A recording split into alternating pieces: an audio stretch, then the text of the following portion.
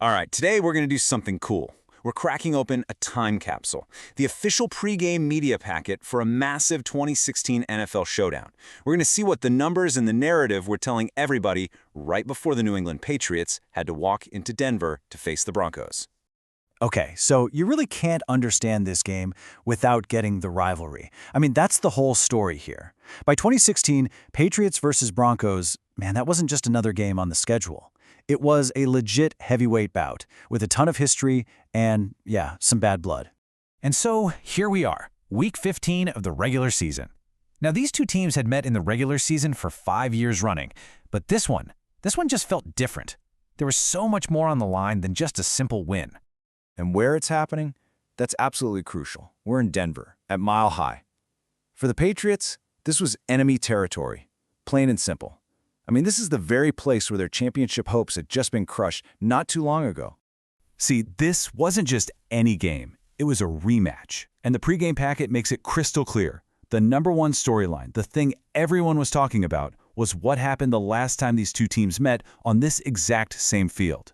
Yep. Just 11 months before this game, it was the Broncos who ended New England's season in a total nail-biting AFC championship game.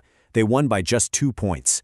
That loss was fresh, and you better believe the Patriots were coming to Denver looking for some serious revenge. But it wasn't just about revenge, you know? This game had enormous playoff implications for New England. A win here wasn't just payback. It was like a key that could unlock their entire postseason. First off, we're talking about history.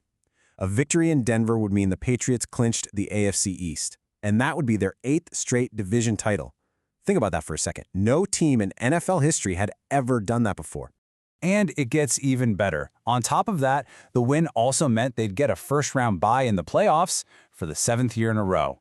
That means an extra week of rest, a way easier road to the Super Bowl. The stakes, they could not have been higher.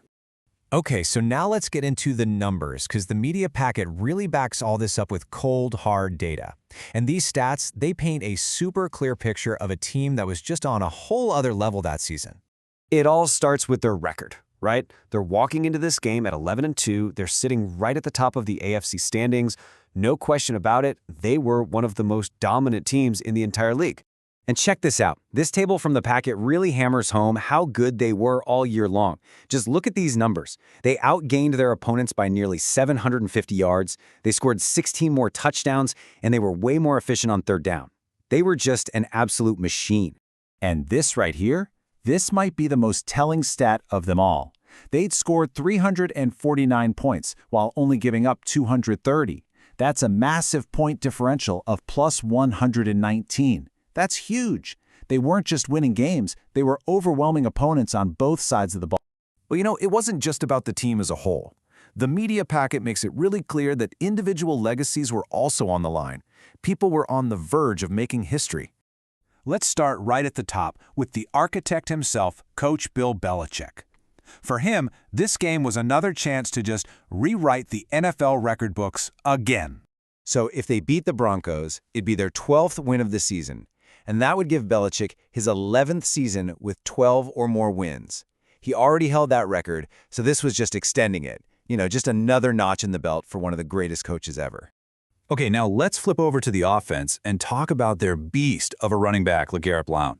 I mean, he was having a career year, an absolutely defining season, and he had a massive personal milestone right there just within his grasp. So get this. He comes into this game with 14 rushing touchdowns already. He just needs one more to set a brand new Patriots single-season franchise record. You know for a fact that was on his mind when he stepped onto that field in Denver. So, when you put all of this information together, all these numbers, all these narratives swirling around, the pregame packet is really painting a very, very specific picture of what we should all expect to happen. So the question becomes, what does all this data really tell us? I mean, what's the big takeaway here? Let's just do a quick recap of everything the packet laid out for us. Okay, first, you've got an 11-2 powerhouse. By any metric you want to use, one of the absolute best teams in the league. Then you've got a team with just overwhelming firepower on both offense and defense. A team that was consistently outscoring and outplaying everybody all season long. And on top of all that, you've got historic records on the line for the franchise, for the coach, and for their star running back. So on paper, every single thing is pointing toward a Patriots victory. But then there's that one final, crucial variable. The game is in Denver, the exact place where their Super Bowl dreams died just the year before. And that really leaves us with the big question, doesn't it? When a rivalry is this bitter, when the stakes are this high, and that memory of a crushing loss is still so fresh, does the data, do the stats ever really tell the whole story?